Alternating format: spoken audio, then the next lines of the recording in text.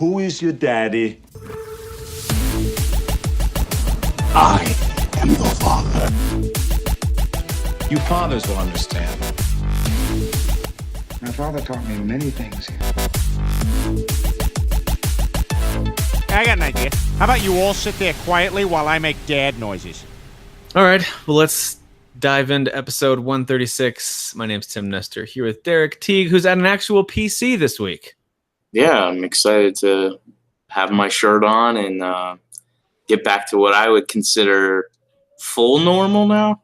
Mm-hmm. Like everything's set up. People can see my face if they want to. And, Yep. So your shirt is on, your headset is on. Yeah, You're ready to roll. looking good as ever. So true. So you're back at your PC now. What has it been like to live the PC master race and yet not truly take advantage of all the privileges therein? I mean, it's still uncomfortable. Like PC Master Race, I appreciate the native 4K, not the fake 4K that consoles get. Native 4K at ultra settings, so I can see every detail, Geralt's beard and his wavy hair, all that. Right. But it's still a more uncomfortable. I don't know. I prefer consoles because I'm always more relaxed. Okay. All right, that's fair enough. You get to kick back on your couch with the shirt off. Yeah. Makes sense. Makes sense. Covered up in a blanket while your son videotapes you or whatever. What a little jerk, Eli. Giggling the whole time because he knew what he was doing. Speaking of Eli, your kid's back in school now, so back on a normal schedule of some kind. Yeah, we're back to soccer 6 days a week, and kids are back in school. Yeah, living the normal life. Yeah, so now sick days might actually be enjoyable for you because you can just have the house to yourself a little bit. Exactly. Yeah. Yes, the same with us. Kids are back in school. It does simplify things quite a bit when that happens. All it does is it makes me have to get up a little bit earlier, though, because when they're not in school, I can my morning schedule is a little bit more lax. But when they are in school, now I got to get up a little earlier. But that's a first world problem if I've ever heard one. Yeah, I mean that applies to me too, just because I have to get my kids to school, but also traffic gets way worse. I can go from getting to work in 35 to 40 minutes to now it's like anywhere from an hour to hour and 20, depending on how bad it is. So yeah, I'm with you. If I get traffic at the wrong time, it goes from being about an 8-minute drive to like 13-minute drive. It's crazy. Yeah. Yeah. Just bragging about my short commute. No worries. What? Can I talk to you when you come out? Nope. Did you hear that request? Yeah. I forgot to this is how I'm not used to doing this anymore. I just started Audacity. No, you don't have to worry about that. We'll just Google this one more time, and then we'll get back to, especially when we have guests, we need to make sure we're recording audio. Because I think once you add a third connection to the mix, Google Hangouts becomes less than reliable. Although, for anyone who listened to our E3 stuff, you know that it actually all came through quite well. Hang on one second. I got to go talk to my oldest son who won't stop yelling. Hang on. Great. All right. Sorry about that. Little break. All right. So, as was hinted at a little bit earlier, I have taken a step closer to the master race. Although I'm not there yet. It's going to take a few more years to convince me to get a PC, I'm afraid. But I am now beginning to live my best life, which is the 4K life. And I bought an Xbox One X. And for those of you saying, wow, what a sellout. I thought you were one of us. I thought you were one of those guys who only buy stuff when it's really old, really cheap, whatever. Usually, yes, that's true. But this is a deal I couldn't pass up. So GameStop was running a special where if you traded in your Xbox One S or PS4 Pro, I think you got either $250 or $300, something like that, towards an Xbox One X, which is $500. But it also gave you $200 for an old Xbox One, just a standard 500 gig like I had. So I got $200 for it, which I really won't be able to get in any kind of just selling it on Didn't Craigslist. you only pay like $2 or $2.50 for I got it? it for $250. Yeah. Yeah, so you took a $50 loss, but you really didn't because you owned it for like a year and a half, 2 years. So Yeah, exactly. Yep. So I traded it in, got the Xbox One X, came with PUBG, and thankfully, some folks in some friendly Facebook groups let me know, hey, make sure you go back and get your free game. Take your receipt, and they're giving away a free game right now with the Xbox One X purchase. I didn't know that. The GameStop folks didn't say anything about that. I'm not sure they were trying to trick me, but maybe. But they didn't say anything, so I took my receipt back in. They saw that I didn't get a game, and so I grabbed Call of Duty World War II on the Xbox One X for free, which was nice. And it came with PUBG as well. So my experience with it so far has been overall positive. It is a sleek little system. It's about, it seems like it's about half the size of the original Xbox One. yeah, It's really small, really streamlined. There is no power brick, which I'm not sure how they did that, but it's really impressive. It's just one single power cable, which is really nice. Takes up a lot less space. And it's just a nice looking little system that sits there on the entertainment unit. It runs incredibly quietly. I mean, maybe it'll come to a point where it runs louder, but I can't really hear it when it's on. My PS4 sounds like a jet taking off when it runs a disc, but my Xbox One X it purrs like a kitten. It's real quiet. And so the experience I had with it at first was not amazing. It just took forever. It felt like everything was taking a long time to load, but it turns out that was just a lot of the system startup type stuff. Everything was running slowly at first. Like even getting to a screen where I could start downloading some of my old games, logging in, setting things up. It was all moving very slowly. There was a lot of delay. So I was worried at first, but now that I'm through all that and I've downloaded about 20 games or so from the backlog just because I wanted to try out things like Gears 4. You know, I wanted to see some stuff in 4K. So I downloaded a whole bunch of stuff the first night. By the next day, it was running super smooth because all the downloading was done. Yeah. So I gotta say, it's a really slick little system. The controller feels updated too from the last controller I had. It has a little bit of texture to the controller now, so it doesn't slip out of the hands quite as easy. So it's pretty nice. I don't know if there's actually a different name for it, but the controller feels newer, feels nicer. No, they're just constantly like updating their controllers. Like they just make slight modifications to them. Yeah, I mean, I gotta be honest, the Xbox 360 and really the Xbox One, because it's pretty close to it, those controllers are my favorite. I think I think they are the perfect size, and the button layout is great. So I love those controllers. I still like my DualShock 4 a lot, but the more I PC game and use my Xbox One X, I'm enjoying the One X controller more than I did when both consoles first launched. But that's again because I was primarily playing PS4. And so I really liked the DualShock 4, and I hated the DualShock 3 and all the DualShocks before that. But yeah. Yeah, I like it a lot. It's probably my favorite controller. I do love the Pro controller for the Switch. I wasn't a big fan of the GameCube controller. I know everyone talks about it. No, it's trash. I just don't think it's that good. And of course, I go back to the Super Nintendo, but when you try to go back to play it now, it's actually kind of tough because there's no analog sticks. But anyway, I think the most recent Xbox controllers are probably the best controllers out there. So some of the games I tried out, like I mentioned, Call of Duty World War II. I'll talk about that in a minute. I tried out Rocket League. Kind of looks and runs the same. I'm sure it might be slightly improved. But Rocket League, I think, is the same. I didn't really notice anything different, but it's cool It doesn't. to have that. It looks better actually on your PS4. Oh, really? Yeah. Oh, okay. Is it like 720 on the Xbox and 1080 on PS4? Yeah, it's probably like 720 or 900p, and then on PS4 it's like 1080. Okay. The only system that I've PC noticed a made drastic difference, of course, is on the Switch. Every other system seems to handle Rocket League for the most part fairly similarly, from what I can tell. Just at least the eye test, I can't notice a big difference, except on the Switch. Of course, everything's lower res. So I played some Rocket League, played some Gears 4, which I can confirm looks absolutely amazing. So I played through the first like 2 or 3 areas. I don't plan on really replaying that whole game anytime soon. Maybe before 5 comes out, I will. But I went through the first few areas, just wanted to see and feel what it was like. And I'm misremembering it, or it's a pretty noticeable upgrade. So I'm not really sure, because I feel like it looks way better. It's just smoother and just crisper. So I don't know. Again, I don't know if it's just me not remembering how amazing it was before, but it looks really good, like really good. When I bought Gears of War 4, I was playing it on my 1S, and 1S doesn't do 4K at all. All it had was HDR. And then when I got my 1X in November last year, Gears was one of the first ones that I booted up to check out the 4K, and then I have it on PC as well, because anything that's Microsoft that you buy digital, you get it on both. And you could definitely see the bump up from what I had played on the 1S to what I was playing on the 1X and PC. It's huge.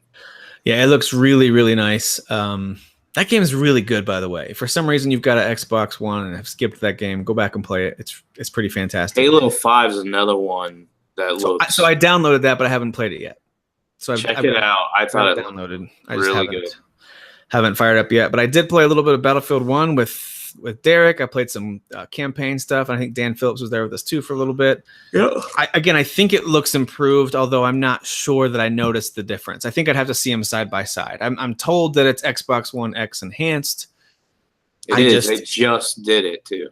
Yeah. So I'm sure it does look better. If I saw them side by side, maybe I'd be able to see, the draw distance is better, or the textures are cleaner, or whatever. I'm not sure what improvements there are, but it did look really good. It looks beautiful. Of course, looks great. And there was one other one that I tried out I was going to talk about other than Call of Duty. Oh, duh. Sea of Thieves. So I want to talk about Sea of Thieves real quick. So that's one that we talked about in the spring. I played for a little while. You played it like for 20 minutes maybe. Yeah. But I played it for a couple weeks there, had a good time, unlocked a bunch of stuff, and then just kind of drifted away from it. And same thing with State of Decay 2, although I didn't give that one that much time. So I jumped back into Sea of Thieves, seeing that there was the Cursed Sales update that they've added, and wanted to see what some of the new content was like, see if I noticed anything different. Well, I'll tell you, as soon as I started it up, as soon as I loaded into the game and I'm looking around that opening tavern, I was like, this looks like a much better game, like already in the tavern. It looked really good. I walked out into the village and down to the beach and looked at the water, and as good as I thought it looked before, it looks amazing. I mean, I think Sea of Thieves might be one of the best visual examples of video games this year, at least in its style it is. I've talked about the water before, but dude, it looked great. It looked really, really good. So that one was a clear improvement on the X. And I did want to share that the update does add in things like the skeleton ships. So now there's these AI controlled ships that you can battle with not only your crew, but you can team up with other crews and take on these skeleton ships, because some of them get super tough and the battles are really epic. They added in a new mid-sized ship. That way, if you don't want to run a gigantic 4-person ship and you don't want to run a tiny little sloop, you can have this mid-sized galleon that you can use. And they gave you the ability to climb up to the crow's nest and hail other ships as you're getting close to them. Typically right now, you either steer clear of each other or one person turns aggressive and attacks the other. And that's kind of the only ways to interact, unless you get lucky, so far in the game. So now they've added the ability to hail other ships and offer to share in quests and team up essentially as two crews teaming up together, especially for those epic fort takeovers or skeleton ship battles. But all that to say, game looks beautiful. Still looks even better on the X. Still plays very much the same, and it still lacks satisfying progression. It still lacks the feeling of I'm getting better, I'm improving. The only thing you'll of course be able to see is if you upgrade to a new hull or new sails, but those don't actually make your ship any better. And you can get better looking gear to wear, but again, it's all still the same strength. There's no RPG elements to it whatsoever. So again, I think it's an enjoyable game, especially if you have buddies, but it has a pretty major lack of progressing, in my opinion. So for a game that's as repetitive as it is, that's a shame. That's all I'm trying to say. So there's only a handful of mission types. I wish they gave you better progression, so you felt like you were gaining ground. But anyway, there's my thoughts on Sea of Thieves. I do still really like it. I wish it was more. That's all. Let's see here. Oh, by the way, give me a couple other suggestions of games to try out on the X that I'll notice a big difference. Battlefront 2, I told you to buy it. It was $9 for being Star Wars. Yes, but it looks amazing, and the campaign's worth playing too. I mean, it's not the best campaign in the world, but it's still fun. I It's enjoyed it. It's more than no campaign from the last game. Yeah, and then the online is similar to Battlefield 1, which I actually was having fun playing with you guys, even though we were getting dominated. But Battlefront 2 is fun too. It's just the only reason why I like Battlefield 1 more than Battlefield 2 is I like the weapons. Like I like actual guns, not missile bull crap from Battlefront. But I do think Battlefront 2 looks amazing. Halo 5 looks amazing. Gears of War 4 looks amazing. I'm trying to think. Rise of the Tomb Raider is another one that looks amazing. I didn't download that one yet, but I thought I'm just going to wait for Shadow of the Tomb Raider. Yeah, but you might want to just download it just to look at it. Just like maybe play the opening area and be like, oh, wow, I can see the difference, that type of thing. I had a brief moment where I wanted to try out Uncharted 4 on it, and then I got sad when I realized I'm stupid. You're an idiot. All right, so yeah, I think I will. Maybe I'll download Rise and give it a look. I did, since I got it as a free game, I went ahead and installed Call of Duty World War II, and I'm not sure that it looks that much better than it would have on a standard system, because by the time I got it, I had the X already. So I'm not really sure, but I can tell you this, it is a beautiful game. It looks great, and it controls, to me, when I think of Call of Duty, I just think of kind of old, reliable. The shooting will always feel good. Despite what you think about the story or the campaign or the multiplayer, if you're a fan of the zombie modes or not, none of that really matters if you are happy with the way the shooting feels. And the shooting in Call of Duty, as usual, feels fantastic. The last time they visited this era was in World at War, which I really loved. I loved World at War. And World War II, I think, captures that same feeling of really being in World War II in that time period. And I think they improve upon the campaign experience. It's a really well acted, really believable set of characters. It kind of felt a little bit like a Band of Brothers type of a experience, because you're meeting characters and they kind of stick with you from mission to mission. So I like it a lot. The campaign's good. I think I'm on the 3rd chapter in the campaign. And I did something that I didn't expect to do. I expected to play the campaign and then trade this game back in, honestly. Mm-hmm. I started the campaign, and then on a whim last night, I jumped into multiplayer. I just did standard team deathmatch. And in my first match, I did okay. I think I finished like 7 and 10 or something. Like not great, but not horrible.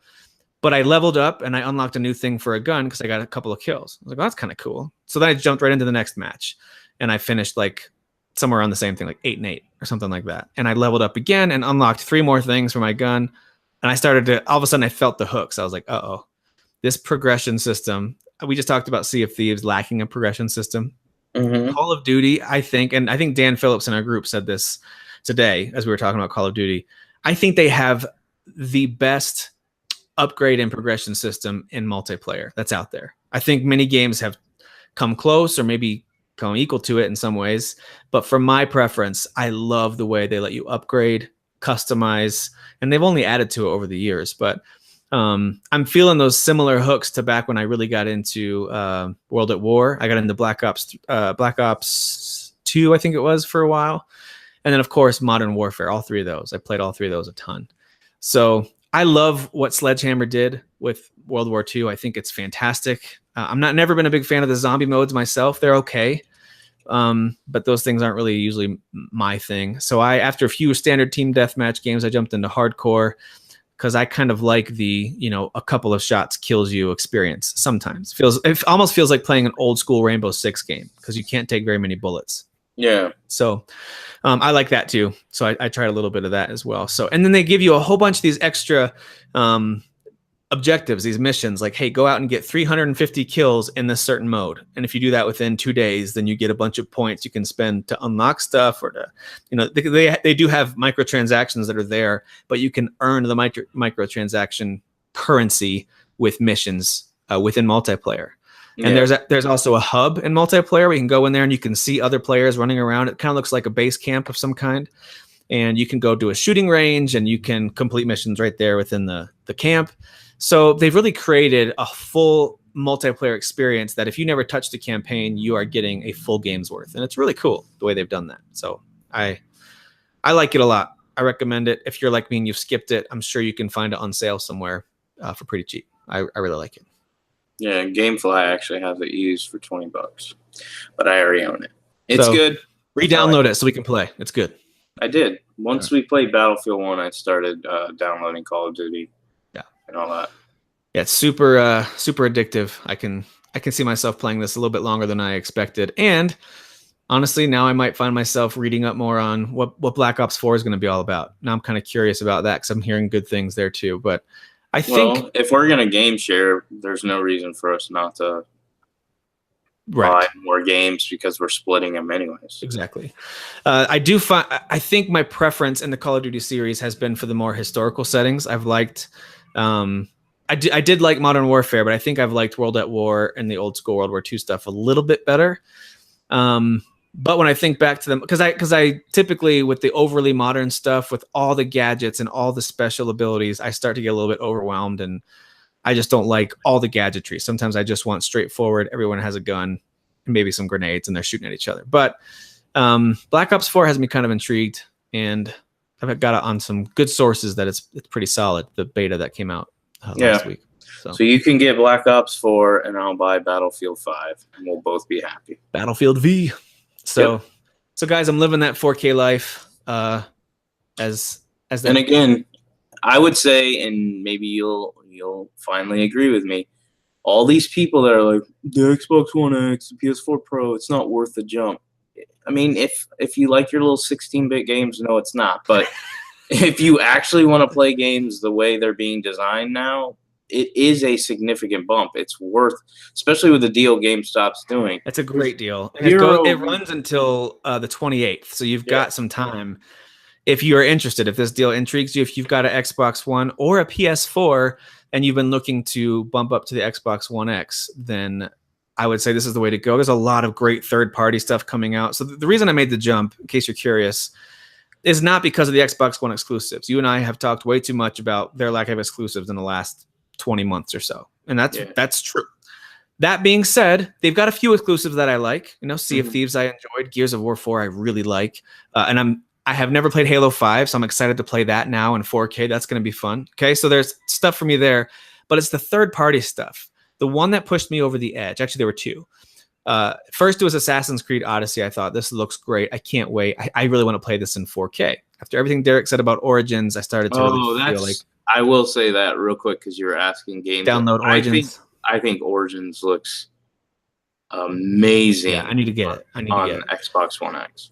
So Odyssey was one, but then it was the more recent trailer released by Rockstar for the gameplay. I think it was about a 3 or 4 minute long video of gameplay from Red Dead Redemption 2. And just watching it on YouTube in HD, I was like, this game looks totally gorgeous, and I can't wait for it. This is the kind of game that I live for. I love this kind of stuff. And boy, what if I had this on... I started to go like, what if I had this on 4K? What if I had one of the new systems in time for this? And that's when I heard about the trade-in offer. And so I had to go for it. And then it just so happens that games like Shadow of the Tomb Raider, Assassin's Creed Odyssey, both of the main shooters this fall, Call of Duty and Battlefield, they're all coming out before Red Dead. So there's tons and tons of third-party options there. So I finally went for it, and in the end, I basically spent $300 to get the Xbox One X. So and Call of Duty and PUBG, which by the way, PUBG is fun. So I've got it downloaded. I just haven't tried it yet. Play it; it's fun. I think Fortnite kind of ruined my overall thought on what a battle royale mode's like, but I need to try PUBG. I need to try it. I just didn't like Fortnite. So. By the way, speaking of 16-bit games and stuff, I highly recommend to anyone out there, if you're big into old school stuff, into platformers, into indies, the Switch is the way to go. They're getting pretty much every indie game, past, present, and future, it seems like. That's the way to go. And then, of course, you've got great first-party Nintendo stuff. And if you like third-party stuff on the go, and you're not too picky about the resolution, you can get stuff like Rocket League, Wolfenstein, Doom, and then, of course, Doom Eternal when that comes out. You'll get some third-party stuff there too. Totally worth it for that. But now that I'm seeing things in the 4K, I highly recommend. Like, I have no plans on buying Doom, which, by the way, I also downloaded and played the first level and a half of Doom on the Xbox One X. Whew. I didn't know you owned that on Xbox. It's because I've still got Game Pass. Oh, yeah. Well, that's cool. You should check out Fallout 4 too and stuff like that. So it looks so good. Of course, I love Doom as well. I think it's got one of the most stylized openings. I just absolutely love the opening to that game. Anyway, I digress. So I do think Switch is worth it for that. But if I'm being totally honest, as objective as I can, the third-party, highest quality being developed with today's technology, like Derek said, it's all about the Xbox One X at this point. If you're a console gamer, that's really the way to go for third-party stuff. So I digress. There are some other games I've been playing, but I want to hear from you a bit, Derek. I've been talking a lot. What have you been playing recently, other than Battlefield 1 with me? Yeah, Battlefield 1, just for the multiplayer. Still play Rocket League. Dead Cells, still, I wouldn't say I've played it a lot because I haven't been gaming a lot this week, but when I have gamed on my Xbox, Dead Cells is still drawing me in. So we talked about Dead Cells last week, but let's give our updated thoughts on it. What are you feeling about Dead Cells after we last talked? I mean, I haven't like advanced much. I mean, I've unlocked blueprints, and I've unlocked. There's some stuff I'm still ignorant on. Like, for instance, when you die and you start over, you know how you got those like glass bubbles above you and stuff that you've unlocked is in there? I don't understand what that is. Like, it's just showing you what you've unlocked to this point. Yeah, but I can't use it right away. Like, why can't I use them? You can't. So, like, for the weapons, for example, you have to unlock the ability for a random weapon to drop at the beginning. And then, of course, it unlocks for you to buy from the vendor as you go throughout levels. Okay. All right. So I guess that makes sense. Yeah. All right, the glass stuff in the glass jars is, as far as I know, just for display. Yeah, because for a little while I kept jumping and like, can I break this? Yeah. I tried to break my sword that I unlocked. Yeah. But yeah, Dead Cells is legit. It's really good. I just love it. I don't know why I do, because I don't like 16-bit games, and right. I think the combat is still so satisfying. I also love the song that the game starts out with. When you're in the opening level, the song that plays is so good. The combat's so good. Is it something that I'm like, I have to beat this game? No, I just play it for fun. So I'm okay with dying. I don't get mad that I'm like, oh, gotta start over. I'm just like, just play. Yeah. And by the way, for those people that are like, well, you gotta start over, that's annoying. You're doing the same thing over and over. Yes, you are going through the same levels, but everything is procedurally generated. So it's kind of new. Yeah. It's all unpredictable. Like, I can't go, well, I just need to jump back here, go to this enemy, blah, blah, blah. Everything's random. So I love that game. And you can, by the way, if anyone starts playing that, they do encourage, especially through the first few levels, as you get strong enough to kind of blast your way through the first two levels. If you can make it to the second area with under 2 minutes, and even the beginning of the second area, you have to get to this door. It's this timed door that turns red after 2 minutes. If you can get there before 2 minutes is up, it opens up and you get a whole bunch of treasure. You can pick a stat to upgrade, and you get anywhere from 10 to 20 cells that will pop out. Nice. And then if you get to the next area after that, under 8 minutes total, and it keeps a running tally on the bottom right of your screen, how long it's taking you, then you get another one with even more rewards. And then, of course, that continues. If you can get past the first boss, Concierge, in under 15 minutes, then you get a huge boost, a bonus room that opens up if there's under 15 minutes on your clock. If it's over, it's locked. And then at that point, too, once you beat the Concierge, that first boss, that's when you get to meet a new vendor who lets you trade in cells. And this is where you can see that you can save up thousands of these things, because you start giving them to him, and then he'll increase the probability that items that drop or that the vendor is selling are of what's called plus quality. So it's kind of like a rare version of a normal item. So you might get a standard sword, like a balanced blade, but if you increase the percentage of that being a plus version, it might be a balanced blade plus, which of course is much better DPS and all that kind of stuff. Yeah. So there's additional ways that even though you have to go back and refine or repurchase your sword or your magic move that you've upgraded or your shield, you can still permanently upgrade the possibility of getting something even stronger every time. So that took me a little while to really get what that system was. It's not, here's my inventory, let me grab what I want. It's more about you're giving yourself a better chance on your next run. And it's when I looked through the stats, right beside those glass jars, there's a guy who gives you all your stats. Here's how many deaths you've had. Here's how many of each creature you've killed and has killed you, and all that kind of stuff. And it tells you how many runs you've made. I think I'm up to 70, something like that. I made 70 something runs. And I think I should have beat the game by now based on what other people say. I guess I'm just not good. But anyway. I'm not that good at it, but I like it. But once I started looking at that, I thought, oh, the whole game is built around just make a run through the game, get as finish each area with as many cells as you can, as many blueprints as you can. Try to find some secrets, but go quickly so you can get to the timed doors. Just see how far you can make it. And then when you feel ready for a real serious run at the end of the game, then of course you take your time. You don't worry about the timed doors. You really power up and all that kind of stuff. So Yeah. I finally found the loop. After our last chat, it took me a couple more play sessions to find what that loop was all about. And I feel like I kind of get it. Even though I've never been a huge roguelike fan with Dead Cells, I feel like it finally clicked for me. Yeah. The only thing outside of Dead Cells that I've played a significant amount of is Prey. I'm at the very end. Like Hey, I all right. probably have like a couple missions, but I've gotten through a good amount of what the story is, and that's the main reason why I wanted to beat it. How is that story, by the way? I think know it's not done yet, but I think it's really well done. I think it's good enough to hook a player. I think my biggest issue with the game is not the storytelling or the world or anything like that.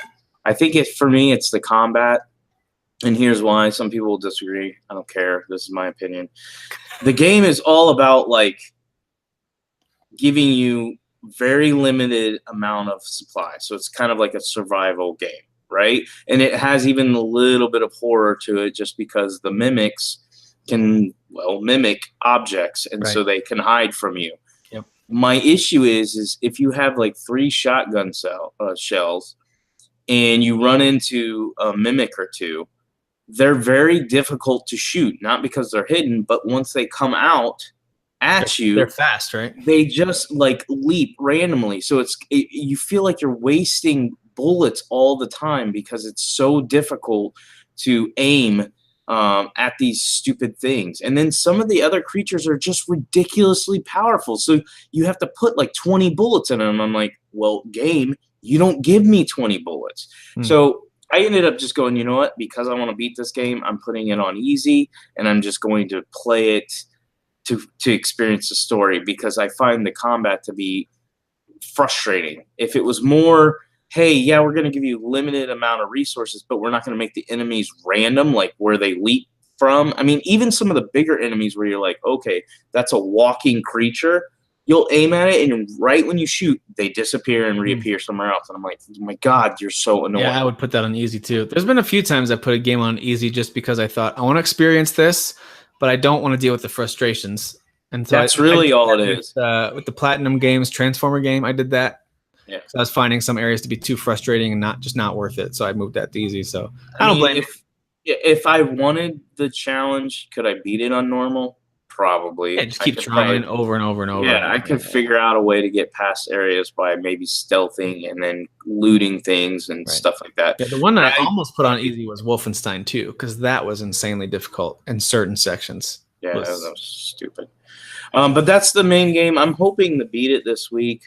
Old school Derek would have already dominated this game, but I'm now like, I don't know. I'm still very random on when I game and how long I game for, which is good for me. I still think it's healthy for me to not rely on that. I like to do other things more, but I still want to be able to get through games, and so I'm finally making my way through Prey.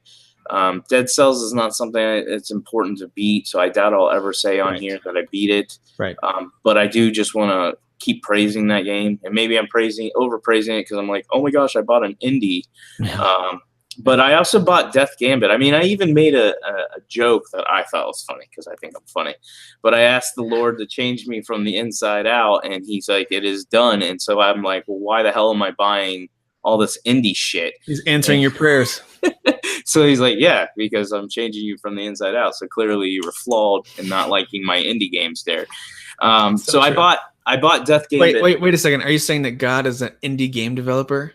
I do. I do. I think he created us all as indie game developer. He's staying up super late in his parents' garage, just spending. He doesn't have a publisher to answer to. He publishes his own games, and he's clearly self-published. Yeah, clearly some of us are very ugly, and so we do look like 16-bit characters. But I thought he had a limited development budget. It's fine. So yeah, I wanted to call out my joke. Thought it was funny. But I do want to say I did buy Death Gambit, and I wasn't.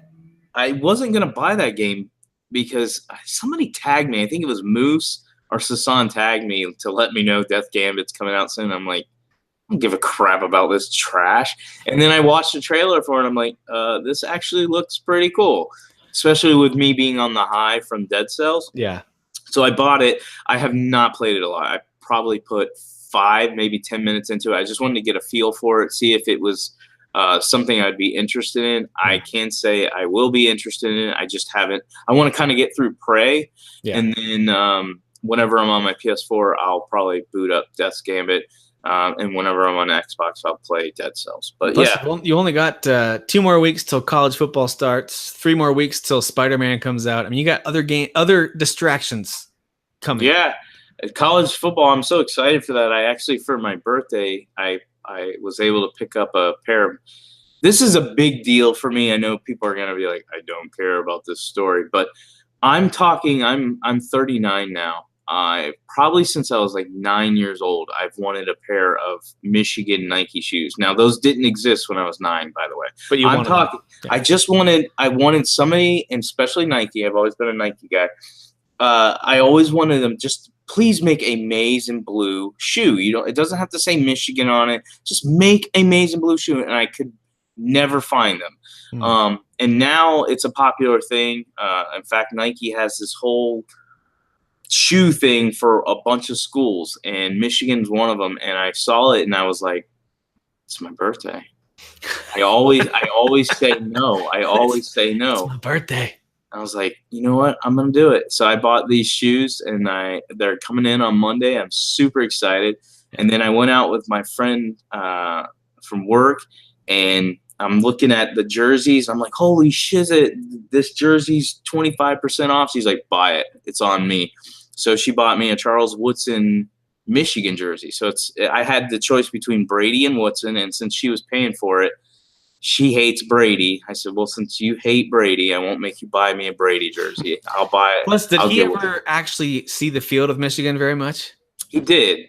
He did split time for a little bit with Drew Henson, but his senior season, he played probably 90% of the games. Oh, okay. And he did quite well. He's not one of the best Michigan quarterbacks ever. I know he set some records and stuff like that, but he was good, but he wasn't a great. Not till he hit the NFL, right? Yeah. So I didn't buy it after. I bought it while he was in college. I did buy Brady's jersey. It didn't have his name on it because back then they didn't put. Well, they still don't. If it's a current player, they don't put their name on it. But these are old school. Like, it's the new Jordan jerseys, but they can put Woodson's name on it because Woodson doesn't go to the University of I Michigan. think at one point they put the names on because for some reason I'm picturing like Biaka Batuka or one of those funny names back there. I don't think they ever sold. They never them did with their names on it. They weren't allowed to. Because they might have worn them in the game. It's on their jersey in the game, right? You just can't buy it. Oh, yeah. Gotcha. You can't buy them like that. Or the trick that a lot of companies were doing is they were like, pick your number and your name. So you could put number 21, and then you could put your last name as Howard. 21 Howard, Des Howard. So I picked Woodson because Woodson was easily the GOAT in college, and he was amazing in the NFL. So he did it in both spots. He's one of my favorites all time. So I'm excited about that. So I got my Michigan jersey. I got my Michigan shoes. You're ready to roll.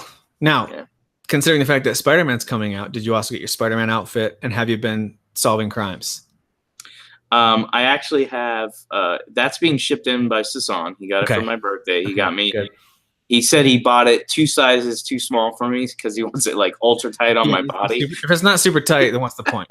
Right. So yeah, that's for our nighttime activities. Though I won't be solving any crimes unless it's in the bedroom. Oh, I have no idea why I just. Oh my goodness, that was horrible. So yeah, Sasan. By the way, Sasan changed his last name to Musin. So Sasan Musin and we're back together. In case people want an update, I break up with him every week, but we usually make up. Well, and the thing that I think is rude about that whole thing is that he demands that you stay under a certain weight for you to stay together, which I thought was he's ridiculous. He's very demanding. Yeah, but he doesn't want my boobs to get too big. Fair. That's fair. That's a fair request. I've also been playing a little bit of Okami HD. Not too much of it, but I wanted to You really shouldn't play that. try it out on the Switch. And I do remember playing it back in the PS2 era for a little while. It's just as quirky and artsy and like Japanese folklore as I remember. Way too much talking and lots of like the voices are all like, and you can't skip it and you can't change. I think maybe I can change the voice volume. I should check that out. But you can't skip conversations as far as I can tell. So a little bit annoying, a little bit too much chit chat going on. But the touchscreen controls for the painting works really great. So as you're doing your combat and you have to, do one of your paint attacks, that makes it really easy. And of course, the HD upgrade on the visuals, it does look solid, although still looks dated because it is a PS2 game, but it looks much better. It looks really good. So it's only $20. So if you are a big fan of the Zelda series and kind of like Japanese mythology, I would say give it a try. It's a pretty cool action adventure game. And $20, it really isn't that much for a game as big as Okami. So, and then on the Switch as well, I tried out the Monster Hunter Generations Ultimate demo, which they finally made available this past week. I wanted to try out the demo to see if the full game is worth purchasing. And this is much more what I remember of the other Monster Hunter games. But this time I go into it having really fallen in love with Monster Hunter World. And I understand, you've told me this and others have warned me, okay, but it's going to feel a little different. Now, you might like it because of World, but it's going to feel different. So just be aware of that. And it does feel different. But a lot of it is very similar. A lot of the weapon styles and the combos that you use are very similar. The monster movements and stuff, pretty similar. Of course, the way the world's designed, the way the areas are much smaller, more confined, not quite as streamlined as in World. That is kind of frustrating when you don't mean to leave an area right in mid-battle. You might do that by accident. Little things like that are kind of frustrating. But more than anything else, I think the visual stood out to me as just not being up to snuff for what I was used to with World. I thought Monster Hunter World was a very good-looking game. Not the best-looking game of the year, but it was a nice-looking game. Very detailed in certain areas. Where I think Monster Hunter Generations Ultimate shines is in its monster animations and monster design. Looks great. The monsters look great. Yeah, but if you went into it looking at it as more of a handheld version, which it is. I mean, it's a 3DS game, exactly, right? So the armor, weapons, and monsters all look really great. So that alone makes me go, this game looks pretty decent. The environments are bland and flat. So is it the worst thing ever? No, I actually don't think it looks that much worse than like a Xenoblade Chronicles 2, which again, most of it looks pretty decent, pretty colorful. But if you really take time to look closely at the environment, the Xenoblade Chronicles 2 environments are pretty flat and not really great. This reminds me a lot of that. So just be aware of it if you're going to go into this game wanting a world type experience. It's not going to be quite that detailed or that high fidelity. All that being said, I thought it played really well. It was very, very smooth. They give you 3 monsters you can try out in the demo. You have a limited amount of time to give it a try. Very satisfying combat, I thought. I just need to get better at some of the weapons. And it felt a little bit tougher. It was definitely more challenging overall, just for even the easy boss, the easy monster. So is it something you would want day one or day? No, not day 100? Not day one, but it's one that as soon as it sees a price drop, I'm going to grab it.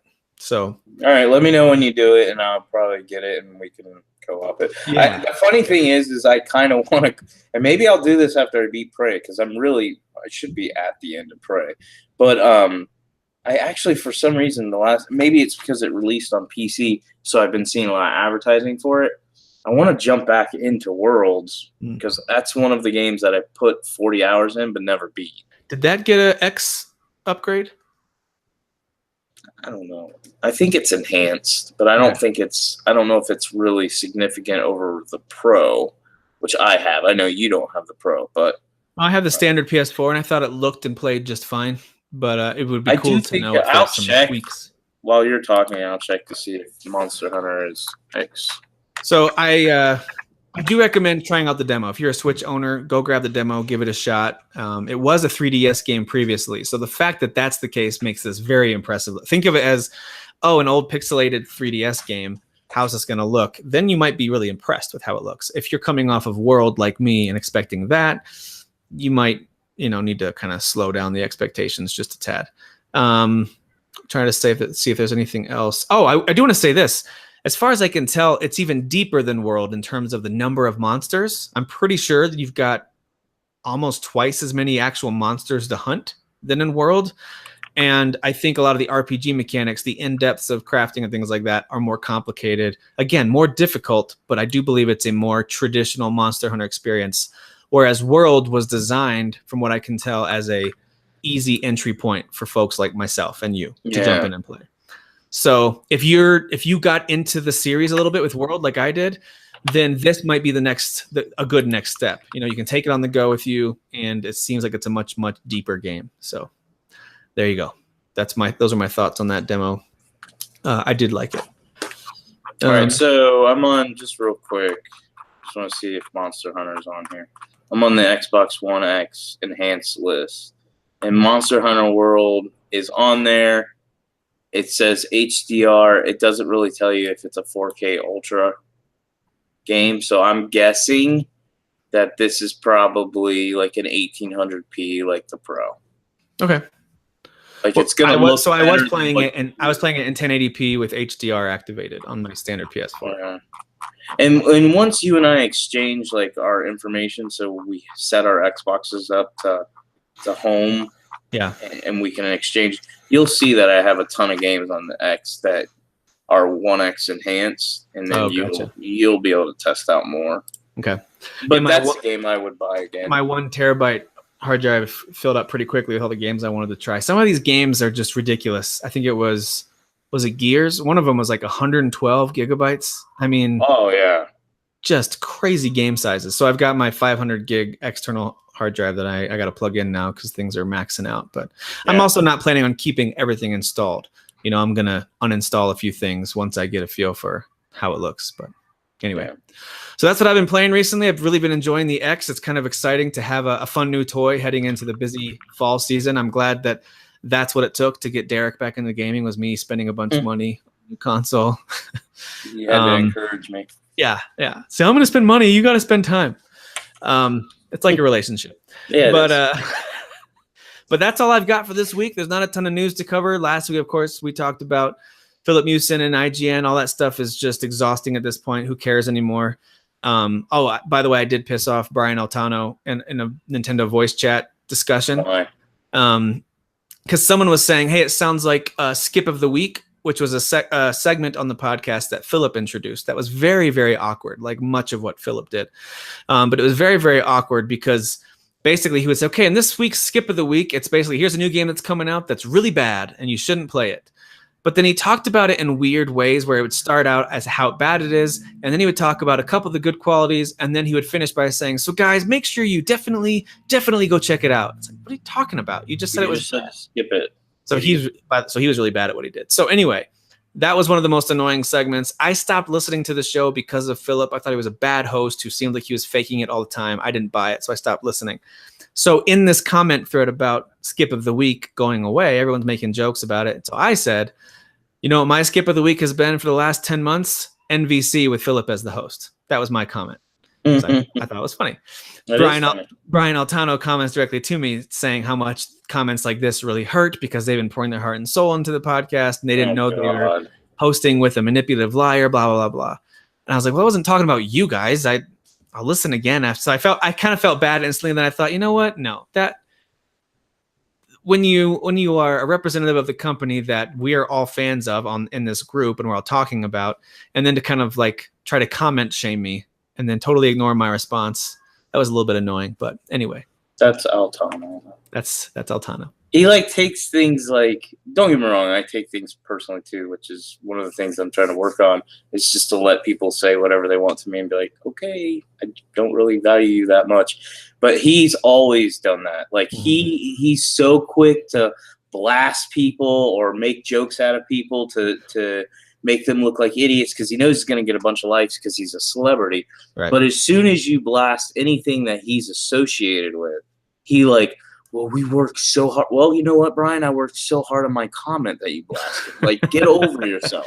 It's not that serious, and he's always been that way. Yeah, he went a little overly serious with it, which is too. I actually am a fan of his. I know a lot of people don't like him.